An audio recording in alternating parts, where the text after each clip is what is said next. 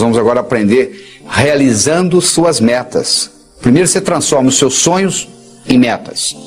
Depois você transforma suas metas em realidade. Como é que você faz isso? Muito simples. Primeiro, tem que ser sua. Por que você está estudando medicina? Ah, porque o papai gosta. Então manda seu pai fazer o vestibular. Ninguém tem direito de escolher profissão para os outros. Você tem que ter a meta sua, só pelo prazer de ter, para ela se manifestar no universo. É só isso, mais nada. O dinheiro vem como consequência. Então, primeiro tem que ser sua. Você está fazendo o que você gosta? Se não tiver, você muda. Segundo, a sua meta tem que ser grande. Você tem que mirar na lua. Porque se você errar, você não vai estar entre as estrelas. Em 1976, quando eu me mudei para os Estados Unidos, eu falei para um amigo meu, em 3 anos eu vou ensinar cardiologia para os americanos. Ele riu de mim. Sabe quanto tempo levou? Em 8 meses eu dei minha primeira apresentação em Washington, D.C., para 400 cardiologistas. Quando eu contei para o meu amigo, ele riu, eu sabia que o tamanho estava bom. Tenha metas grandes, que você vale a pena você brigar por elas. Porque meta pequena não lhe estimula. Se você mirar na lua e errar, você vai estar entre as estrelas. Tem que ser grande. Terceiro, ela tem que ser positiva. Não é o que você não quer, é o que você quer. O que você quer na vida? Eu não quero doença, eu não quero pobreza. Eu não estou perguntando o que você não quer. Eu quero saber o que você quer. Se você se concentra no que você não quer, ao invés de se concentrar no que você quer, é como se você estivesse dirigindo um carro olhando pelo retrovisor. Você sabe de onde você está vindo, você não sabe para onde você está indo. Você tem que concentrar naquilo que você quer, colocar energia. Eu não quero ser igual ao meu pai. Ser igualzinho ao seu pai, todo mundo sabe disso, menos você. Porque quando você diz eu não quero ser gordo, você pensa em gordura. Quando você diz eu não quero ser pobre, você pensa em pobreza. Você sabe que tudo é criado 2 vezes. Primeiro você cria aqui, depois você se manifesta. Manifesta no seu universo físico. Você tem que ter objetividade, ela tem que ser objetiva. Ela tem que ser datada. Tem que ter uma data. Quando que você quer isso? Ela tem que ser específica. O cérebro trabalha ciberneticamente. Cibernética trabalha com especificidade. Você imagina um termostato no ar-condicionado de uma sala e você pergunta para mim que temperatura que eu coloco aqui. Eu falo mais ou menos. Você vai colocar o quê? Agora se eu falar 21 graus Celsius, você vai lá e coloca. O que você quer? Eu quero dinheiro. Dinheiro você já tem no bolso. Ah, eu quero mais. Vou te dar mais $1, tá bom? Não adianta, não é só. Você tem que ser específico. Você quer quanto? Eu quero $50 mil na minha conta até o final do ano que vem.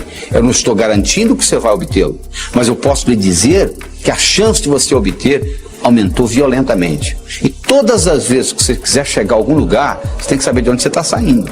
Uma vez eu estava dando um curso nos Estados Unidos, o sujeito falou assim, eu quero $50 mil na minha conta até o final do ano. Eu falei, quanto você tem? Ele falou, não sei. 2 semanas depois ele me liga, você não vai acreditar. Eu somei o que eu tinha no banco, eu tenho $55 mil. Ou seja, ele estava pedindo o que ele já tinha. Aliás, ele não é o único na jogada. Tem gente que diz assim, Deus, meu Deus, eu quero talento. O que você acha que é talento comigo? Você acha que o pianista, ele sentou no piano e tocou? Ele praticou anos e anos e anos e anos para chegar lá. É verdade? Você acha que essa eloquência que eu tenho aqui conversando com você diretamente, isso apareceu da noite para o dia? Eu dou aula desde os 12 anos de idade. Então, essa história de talento tem muito a ver com a prática. Quanto mais você pratica, mais sortudo você fica. A sua meta tem que ser específica. Ela tem que ser datada. Você tem que saber de onde você está saindo. Qualquer lugar que você quiser, você liga para mim e diz assim, como é que eu chego aí? Eu pergunto de onde você está. Onde você está? Ah, não sei. Então eu não posso lhe ajudar. Você precisa ir a qualquer lugar, você tem que saber de onde você está saindo. Quais são as suas qualidades. Põe uma meta que seja significativa. Ela tem que ter uma importância para você e para os outros. Não é uma coisa que só você vai se beneficiar. Se só você se beneficiar, ela não é ecológica. Às vezes ela não é ecológica nem para você. Ecológica, a meta sendo ecológica é importante. Eu não posso divulgar o meu trabalho pelo mundo todo e ao mesmo tempo passar 5 dias da semana com os meus filhos, com a minha família. Se eu quiser fazer a mesma coisa, simultaneamente, divulgar o meu trabalho e passar 5 dias com a minha família por semana, uma dessas duas não é ecológica, porque uma vai brigar com a outra. Porque eu estou querendo criar 2 metas praticamente antagônicas. Eu não posso viajar pelo mundo todo, pelo Brasil todo, e ao mesmo tempo ficar 5 dias com a minha família por semana. Então você tem que ver que uma meta não pode ir contra a outra. A sua meta, ela tem que ser relembrada com frequência. Não é você chegar no dia 31 de dezembro e escrever o que você quer para o ano seguinte, você tem que estar constantemente olhando o que eu quero. Às vezes muda, às vezes você perde o interesse, às vezes uma meta que você tinha, você fala, não quero mais. Eu tinha vontade de ter essa meta. Hoje eu não quero mais. Porque às vezes você trabalha anos por uma meta que você queria e você esqueceu que não quer mais. E quando termina, e aí? E agora? Eu não quero isso mais. Você podia ter decidido isso muito tempo atrás. Porque os seus valores mudam. Os seus interesses mudam. Quando eu tinha 20 anos de idade, eu era capaz de viajar 10, 20, 30 horas para pular carnaval. Hoje eu quero distância de carnaval. Ou seja, os meus interesses mudaram, os seus também. Avalie aquilo que mudou e não fique batalhando naquilo que você realmente às vezes não quer mais. Você tem também de fazer aquela divisão. Todas essas metas com essas características e divididas, aí sim vai ter um impacto diferente na sua vida. E você tem que fazer a meta, não é o que você quer em 1 ano, 2, 5, 10, não. É o contrário. É o que você quer em 10 anos, o que você quer em 5, é de lá para cá, ou seja, do futuro para o presente. Onde que eu quero estar daqui 10 anos? Para estar lá daqui 10 anos, onde que eu tenho que estar daqui 5? Para estar lá daqui 5, onde que eu tenho que estar daqui 1? Para estar lá daqui 1, onde que eu tenho que estar e assim por diante. Aí você descobre o que você vai ter que fazer amanhã de manhã, mas olhando lá na frente, nos 10 anos. Parece uma coisa simples, mas faz uma diferença enorme. Você primeiro olhar lá nos 10 anos e trazer de lá para cá do que daqui para lá. Então, com essas características que eu acabei de lhe apresentar, eu acho que você deve escutar, assistir esse vídeo várias vezes seguida para saber as características da meta ser grande, ser sua, ser positiva, ser objetiva, ser datada, ser específica, ser significativa, ser ecológica, ser relembrada e ser comensurável. Uma coisa tem que ser medido. O que você quer? Eu quero mais felicidade. O que você quer? 20% mais feliz esse ano do que ano passado? Pode medir felicidade. Felicidade não é meta. Felicidade é estado de espírito. Fica feliz agora. O que está te segurando? Meta é uma coisa que você tem que estar num ponto e tem que chegar no outro. Existem etapas. Felicidade você não precisa de etapas. Você pode ficar feliz agora. Então meta é coisa comensurável. Você pode medir. Eu quero isso, eu quero aquilo, eu quero tanto no banco. E isso tudo tem que ser relembrado com frequência. No momento que você começa a trabalhar com tudo isto, e eu criei um mnemônico chamado Pode-se Crer, que ajuda você a relembrar todos esses tópicos que nós só acabamos de discutir. Quando você começa a trabalhar com isto, e na hora que você escreve a sua meta, você leva em consideração todos esses pontos, o que vai acontecer é que as suas metas vão se manifestar numa velocidade enorme. Você quer um carro? Tá bom. Que marca? Que cor? Como que é o painel? Como que é o estufamento? E etc. No momento que você começa com mais detalhes, no processo cibernético, isso se manifesta de uma forma diferente. Você não faz um bolo só com farinha, nem só com manteiga, nem só com ovos. Você precisa de vários ingredientes. O bolo da vida necessita vários ingredientes. E um desses ingredientes é o diálogo. Um desses ingredientes é a capacidade de se comunicar. Ele não é o único, mas ele é fundamental. A comunicação tem 3 níveis. O primeiro nível eu chamo de boca-ouvido. O segundo nível eu chamo de cérebro-cérebro. O terceiro nível eu chamo de coração-coração. Vamos começar com o primeiro nível. Boca-ouvido. Deixe-me primeiro fazer uma distinção para você. Ouvir e escutar não são sinônimos. Você ouve com o ouvido. Você escuta com o cérebro. Você já foi alguma vez num restaurante e pediu ao garçom para lhe trazer uma água com gás e ele lhe trouxe uma água sem gás? Ou você fez uma solicitação e ele lhe trouxe outra? Aquele garçom, naquele momento que ele recebeu o seu pedido, ele estava operando no nível 1.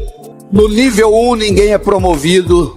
No nível 1 você não conquista as pessoas. No nível 1 você não vai para frente na vida. Não interessa a nota que você tirou na escola, isso não faz diferença, porque a escola lhe passa informação. A vida lhe exige competência de ação. O que cai na prova não cai na vida.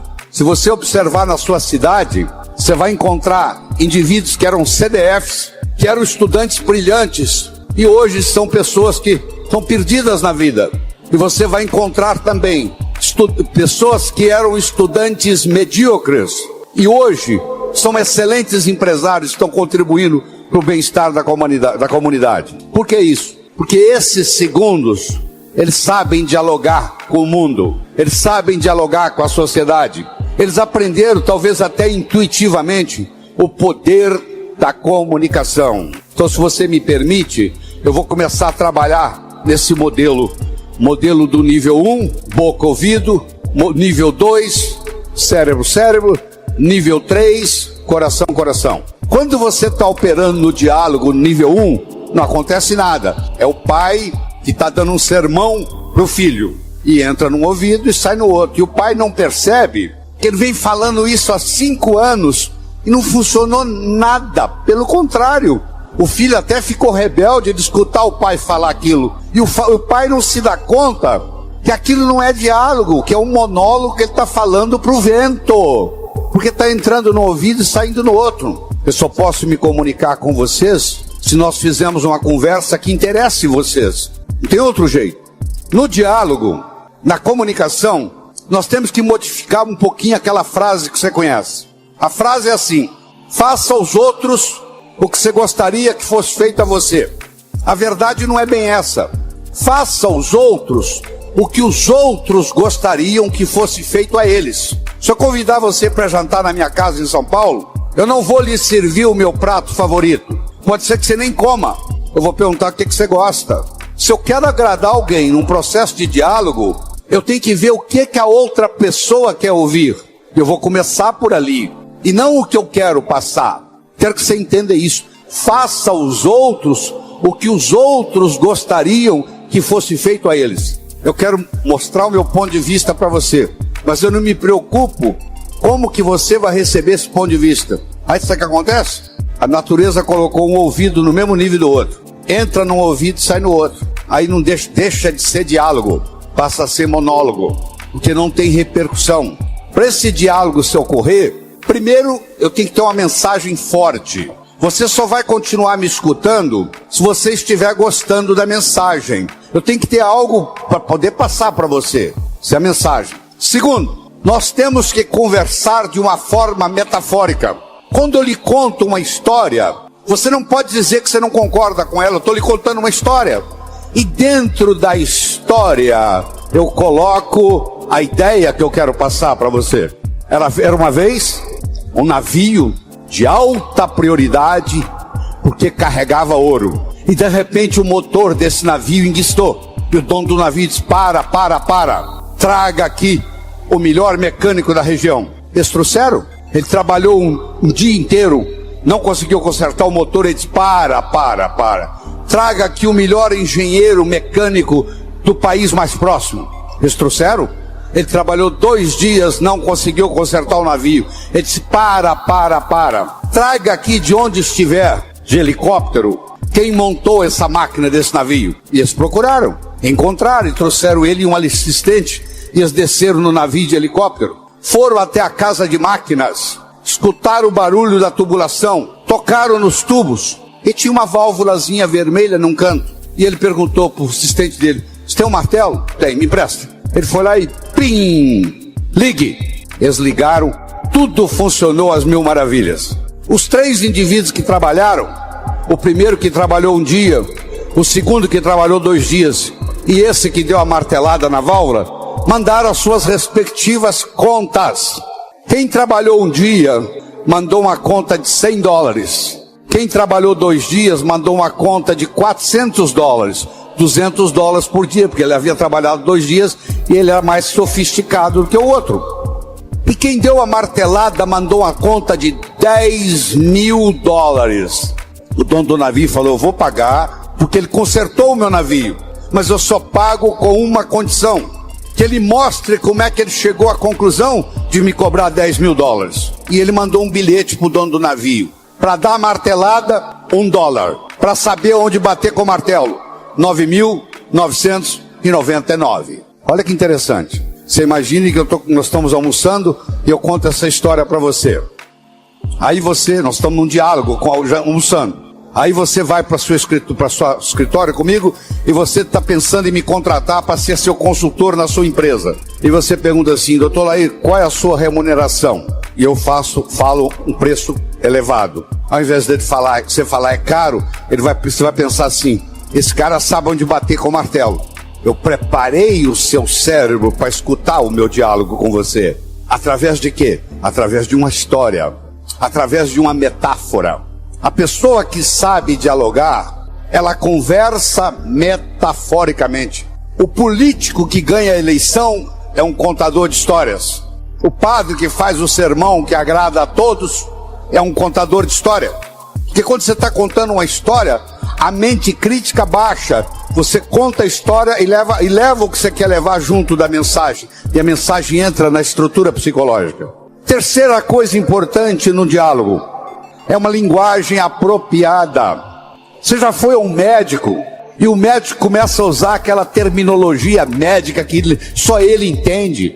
E aí você volta e a sua família te pergunta: e aí, o que você tem? O que o médico falou? Ah, não entendi o que o médico falou. Esse médico não tem nada de inteligente. Ele tem que conversar numa linguagem que o paciente entenda. A própria Bíblia tem uma citação dizendo que se você não falar a linguagem de quem está lhe escutando, você está falando aos ares.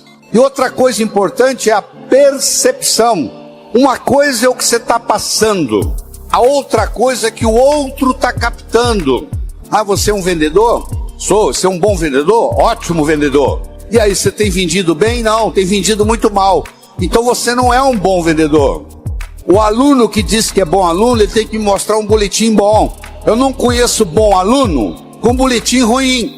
O mínimo que você tem que me mostrar como bom aluno são boas notas no boletim. Isso lhe caracteriza como bom aluno. Se você é vendedor e você não está vendendo o que você gostaria de vender, você vai me desculpar.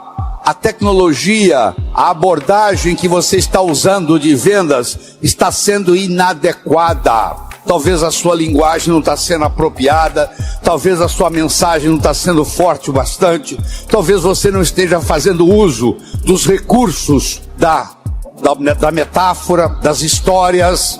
Semana passada teve um cliente aqui e eu falei para ele o seguinte: aí você pode falar o que você quiser. Você está contando para esse cliente que está na sua frente o que você fez com o cliente da semana passada, o que você falou para ele. Mas na realidade você está falando para esse escutar, mas você usou o artifício metafórico de que você está falando para o outro. E quando você trabalha o fenômeno do diálogo desse jeito, quando você termina, a pessoa se sente convidada a participar das suas ideias. Ela se sente... O filho, quando um pai sabe ter um diálogo com ele, quando termina o diálogo, o filho se sente convidado a experimentar o que o pai está falando para ver se dá certo. É um convite que ele recebe. Esse valor de R$99 mil, nosso canal fez do período de agosto até março de 2022. Para você fazer esse valor em um ano, 99 por 12, você precisaria ganhar 8.250 por mês para bater esse valor em um ano. Você quer aprender a trabalhar com o YouTube e ganhar mais de R$5 mil por mês? Acesse o link que está aparecendo aí agora.